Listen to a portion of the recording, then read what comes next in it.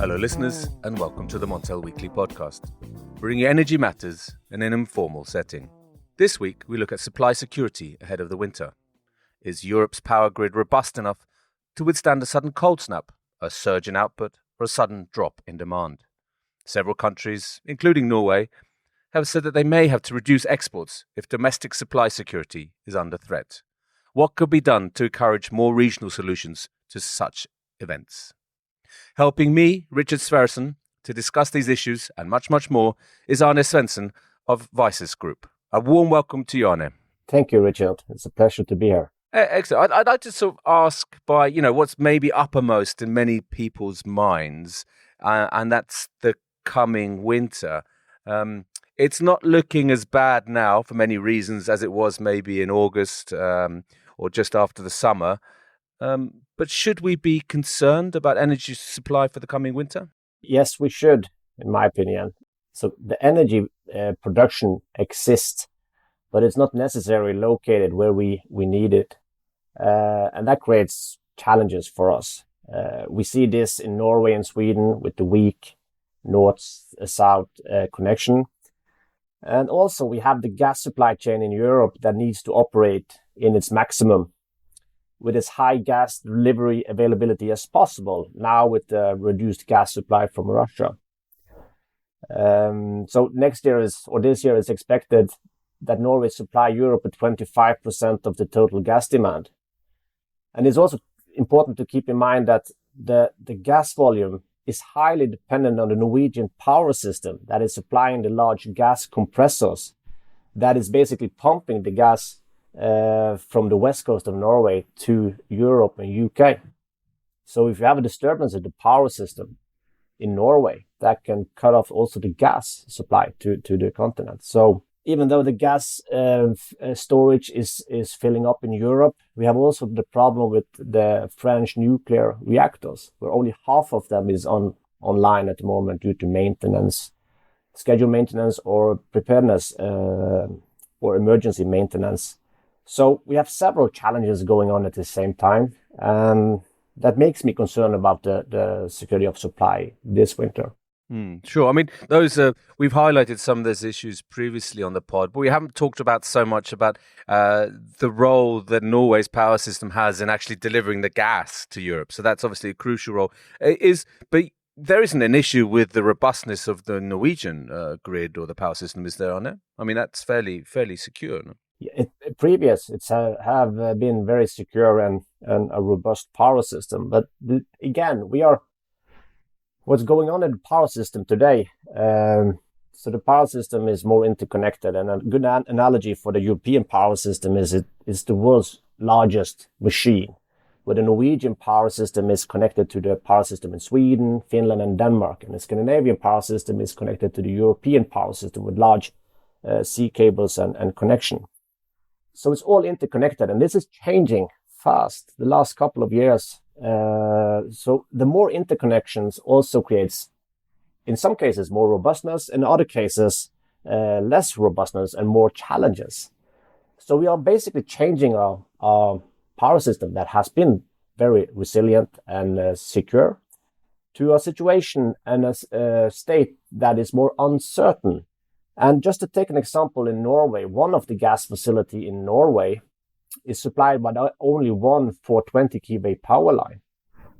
And if that is to have an outage or something like that, you will lose 20% of the gas supply to UK from a single outage in the Norwegian power system. So has been very robust, but it has its challenges as well. And especially the increased interconnectivity of the system, as you say, the power machine could make it more robust, but also more vulnerable. But if we talked a little bit about this winter. How about the winter 23-24? What are the challenges there? Are they the same ones, or we're potentially looking at building up storage next spring, next summer, ahead of the winter? Is that going to be a challenge? And what are the others that await us, Arne? Could you say something about that? Yeah, so I think we have several things going on at the same time. So we have, as we were focusing on the building up the gas supply and the storage, that will be one part. The weather will impact this. Of course, we need France nuclear production on full capacity, of course. But also we are in a transition in the power system, going from one power system with one property to a new power system, basically with different production and an increase in load, and a power system in between that is changing much slower than the production and the load. And that gives us an underlying system problem, in addition to the challenges we are facing today with the Ukraine war. So to answer your question, I think it's going to be an unclear future on the security of supply based on that we are basically changing all the parameters at the same time. And we see this energy transition has been done in a not coordinated way. We are taking out production units, nuclear production units, before we have replaced it with our alternative source that is up and running steady state in a strong way. So that creates problems. So I think the coming years will be challenging. So my prediction is that the security of supply will be very high at some moments and very low in other moments, and it will change very fast. So it's going to be an interesting next 5 to 10 years, I think. Absolutely. There's certainly no lack of complexity in these interconnected systems. But we'll talk a little bit maybe about the weaknesses a little bit further on in the discussion on it. But what, in your view, would make the power systems more resilient or more robust compared to what they are now? You've highlighted the role that the different production and demand areas play, but what does it mean in terms of making it more robust? So there are several things we can do to make the system more resilient, and just to mention some point there, we need more power grid, more flexibility, more production is needed in the system as well, because we remember that the renewable production, we can't regulate it. You don't have the same spinning reserve as the traditional production units. So that creates challenges. And of course, the flexibility needed in this changing of the power system is huge. So demand response and storage technology is needed in the system. And it's needed in a coordinated way. So we understand where to put it and when, based on the changes we're doing in increased load and changing in the production. So it's all put together. And we need new technology, better analytics to understand the state of the system in more real time and the prognosis. And this information need to be put across to all stakeholders in the power system, between different TSO, DSO, and between different TSO in different countries. So they have the same data to make decision in a more holistic and coordinated way than it's being done today.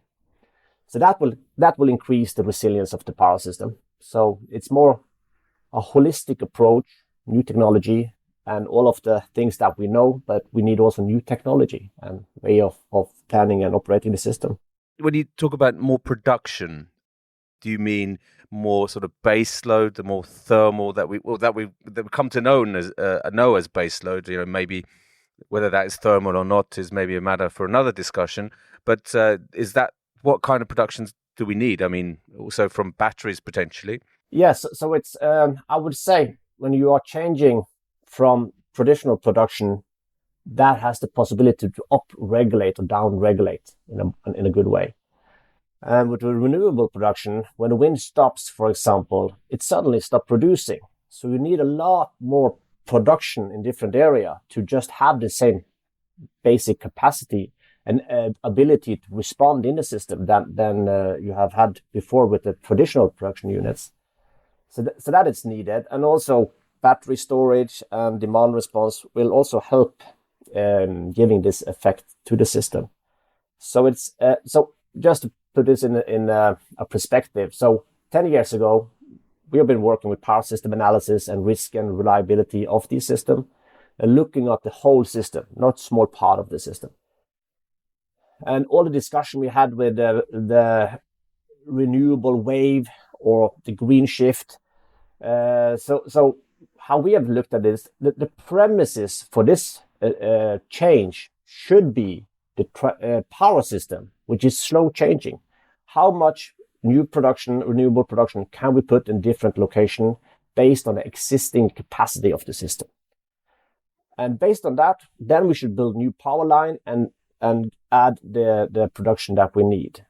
So how we have done it is more in a different way. Here is a location, let's put a lot of production in here. The power system around it cannot support it in a good way, and the flow of power outside that area to different country is maybe not strong enough. So it's a kind of a puzzle. We put some pieces in place and hopefully we make the whole picture, but it don't fit very well. So that is my opinion, or my perspective of how we have been doing this until now.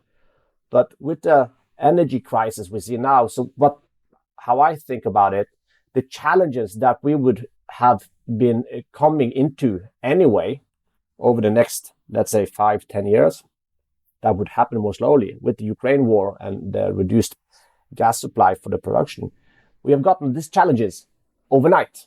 So that is what I feel. So it's not a surprise. We in system analysis of power system, we have been talking about this is going to be a system problem if we don't do this in a coordinated way of planning, developing the system in between, because we have production that's going to be transported through a system to the load. So we can't just change everything at the same time without getting bottlenecks, traffic piling up, accident happen, will affect large areas and so on. So you think what you're saying, the lines should come first and then the production or demand sites should come second? Exactly. Yeah. I mean, but doesn't that create a lot of problems? I mean, you're seeing in some parts of Europe and the Nordic region where, building power lines is not really a very popular thing to do. And you see a lot of delays in both the permitting, the whole process can take years and years. Wouldn't that in a way slow down the energy transition if the lines had to come first? First, you build out renewable production based on the existing capacity and property of the system. And the next thing, you build out production where you need also new power lines. So you do that at the same time. So the production will come first and the power line will come a bit later. As you said, it takes maybe up to 15 years to build one power line. There's a lot of resistance. But we need to keep in mind that the resistance of building new power line, if the alternative is having more blackouts, less energy, and all the high prices, I think maybe the understanding of that we need a transportation system that is robust to have the security of supply that we have experienced for the last couple of decades. Because I'm not sure that people are taking into that. Are the Western society ready for having a power system security of supply that is like we had after the Second World War? Are we ready for that as a society? I think the holistic approach for handling this in a European level needs to be done in a more broad sense. We have had discussion about reducing production and only focusing on one country's best interest. If that would evolve, we have a huge problem in Europe. So it's not the way to go about this. But isn't that the sort of paradox here? Sorry to interrupt you, Arne, but isn't that the paradox where you have, Europe is made up of member states, and the member states make their own decisions about their energy supply and their energy mix. So, where Sweden shuts down a nuclear reactor, of course, that creates problems in that region, certainly in southern Sweden, or in France, if they close down production sites, their nuclear production sites. Or in Germany, that's their prerogative, that's their decisions to make. They don't have to tell their neighbors or involve the neighbors, do they? Not in a direct sense, but this should be. So of course they are reporting to different regulators what they are planning to do. But the whole picture here with the energy system, for example, with France having half of the reactors out for planned maintenance or emergency maintenance, in this situation is of course not good. So what one country is doing or planning to do, the other countries has to plan and coordinate their action. So it's not enough anymore to just focus on your own system or your own assets. You need to understand what is going on at our neighbors now and in the coming year, so we can coordinate across cross-border. We need to do that. There's no way around that. Absolutely. I mean, there were, 2011 when Angela Merkel overnight basically shut down 8 reactors. There was no way the neighbors could have known about that or its neighboring countries. So, but she was in her right to do so. But perhaps you're saying in the future, Arne, that those kind of announcements will be fewer. I totally agree. And I think what is lacking is we need some kind of a common information on the system state and the impact we all are doing on that system. And this is what we are working on, the calculating the risk of the power system. Basically, we are quantifying the security of supply in a large power system. That's what we're doing. And what we get then, we have a quantified level of the security of supply and how this will be affected based on the changes in production, failure in the system, load increase, new interconnection, and so on. So if this information would be available for all countries in Europe at the same time, then Merkel's decision of closing down these nuclear reactors overnight, okay, let's see how this will impact the energy system in Europe. And if you see the consequence on different scenarios, I would have imagined she would have waited till we have something alternative up and running and then shutting them down. So the more insight that is cross-border on the state of the system now and the future state, the less room it is for politics to go in all directions. So the more insight, the less room for politics to be wrong, basically. So politicians constrained by the infrastructure, if you like. Yeah. So you've talked about some of the challenges and the weaknesses of the current system. Could you go into a little bit more detail there, Arne? We have a huge challenge for the system operation of the power system now, because with all the changes that we were talking about that's happening, going from a decarbonizing the power system, we have system operation that is their task is to have a balance, a perfect balance in the system at any given time, and the need to keep the stability of the system, the reliability and the resilience of the system at the same time. And when we are changing the load, imagining the load response here, you are only to use power, let's say with you use algorithm to disconnect load in your house when the price is so high, and then it's reconnected when it's low, and so on. Let's say this is happening on big areas. So you get a load peaks and disconnection very fast.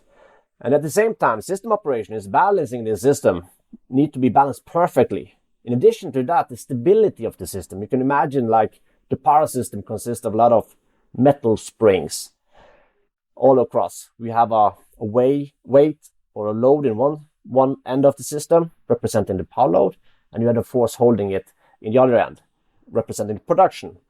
And the spring needs to have the same distance. You can't drag it or compress it, then it will disconnect. And if you get a fast change or an outage, you can get a vibration, a frequency in the system. If this happens, the system can disconnect. And system operation has to be able to handle this. And for the dynamic part or the stability part is in the range of milliseconds. So the response time is decreasing fast in the power system for system operation. And it's very difficult for them to basically operate the system the way it's been done before, because it's much faster changing and things that are happening. So it need more automation,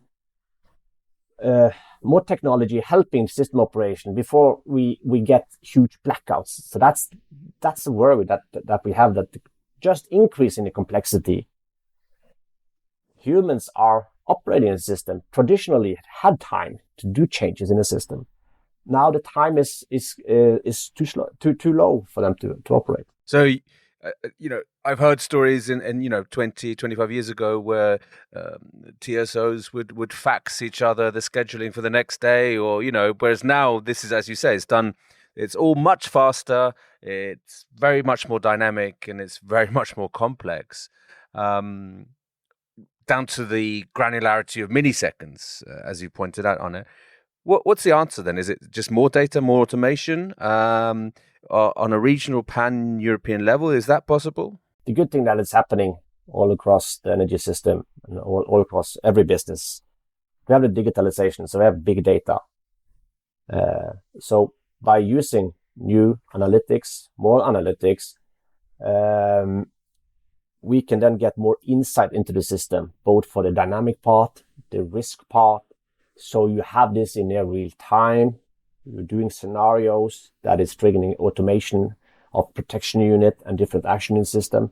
So if we take the possibilities that we have now with digitalization, big data, and new and better analytics, we can cope with these challenges. But again, we have to remember that the energy business, and especially the utilities, have traditionally been a slow changing business, a conservative business. And until the Ukraine war, there was still time to change. But suddenly we have to change very fast. And that is also a contradiction of how these utilities traditionally have been working. So it creates a challenge to getting a conservative business to change fast. And that is also a challenge, I would say, to getting new technology into system operation, cross-border cooperation in a way, not be relying on, as you said, almost a faxing of information principle. It has to be, we have to think holistically of the European power system, and we need to put in system measure and technology that help us communicate. We need a common currency for information sharing. And one of this is what we have been focusing on calculating in the security of supply, quantifying that what you are doing will impact the security of the supply in my system. So I have to do a measure to counter this. So, and let's coordinate what you do and what we do. So we get an overall security of supply that is the best based on all our action available. This goes for system operation, planning operation, maintenance planning. Take France, for example, now with the reactors out. Reinvestment and long-term investment. This need to be coordinated. It's no longer every company for themselves, every country for themselves. We need to cooperate. And there's no single tech solution that will fix this. It's cooperation, putting the available technology existing in you into operation, and cooperation on a level that we haven't seen before. That we need to do. So it's basically utilizing what we have now in a much more efficient manner rather than just building new lines? Or is it a combination of the two? It's a combination of the two, because we are also increasing the load in the system. So we need more highways to transport this production. So if we only change one thing, we could basically optimize it. But we need more power lines, more power system as well. I mentioned in the intro, Arne, that a lot of countries are looking inwardly. They're restricting exports when it comes to, when they think that their domestic security of supplies is being threatened. That's a worry, isn't it? That, that's the opposite of sort of coordination and cooperation. Exactly. And that is worrying. And then I think also it's how to communicate the effect of political decision that we are doing now, how this will affect us in the future. So in Norway, when for example, the cables to UK, the power cables to UK was decided, I think it was 2011, something like that. The prediction for the increase in Norwegian electricity price was 2 to 3 øre. That is very small amount of money in Norway, almost nothing. And the story was, when we have too much production, we export it to Europe, and when Europe has too much production wind, we import it, and it will be cheap. So all is good. So the expectation for society in Norway was that this connection to Europe, where the prices has traditionally been higher than in Norway, wouldn't affect the price at all. So then you can say it was bad prediction, unfortunately circumstances that happened, or was it just a political discussion, the insight needed for the people, let's say Norway in this case, we need to see the analysis. We need to see the premises that this political decision is made on. And we need to understand that if you're going to have a green shift of the power system, we can't just build a lot of new production power lines and it's going to cost nothing. Of course it's going to cost, but it comes a price with changing the power system, the most important infrastructure we have, of course. So let people know about everything. Let the analysis, why is the analysis so difficult that is not even bothered presented for the people? And now we see an extreme example where everybody is affected by the decision that was made many, many years ago. So I think if you start the discussion, everybody's thinking about themselves, then we have a huge problem. And in the political landscape that we are now, Europe needs to stay together more than ever. So it's some grown-ups should be helping here.